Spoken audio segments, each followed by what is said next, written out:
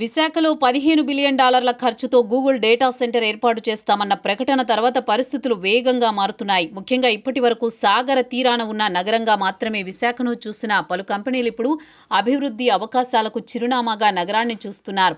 అంతేకాదు ఏపీలో అమరావతి సంగతి తర్వాత ముందు విశాఖకు వెళితే తమ ప్రయోజనం ఉంటుందని భావిస్తున్నారు.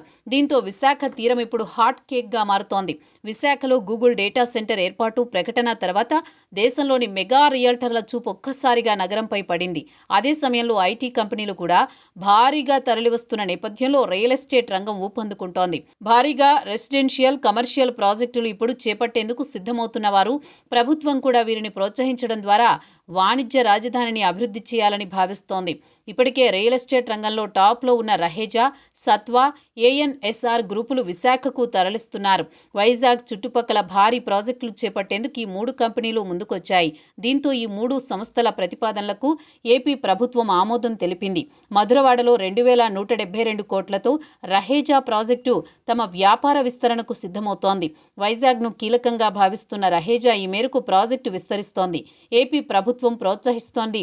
సీఎం చంద్రబాబు పిలుపుతో ముందుకొచ్చామని రహేజా సీఓఓ శ్రవణ్ కుమార్ తెలిపారు. విశాఖలో ఇప్పటికే రహేజా గ్రూప్ పెద్ద మాల్ నిర్మిస్తోంది. జనవరిలో ఈ మాల్ ప్రారంభించేందుకు సన్నాహాలు చేస్తున్నారు. 1500 కోట్లతో విశాఖలో Satva group integrated IT campus ఏర్పాటు చేయబోతోంది.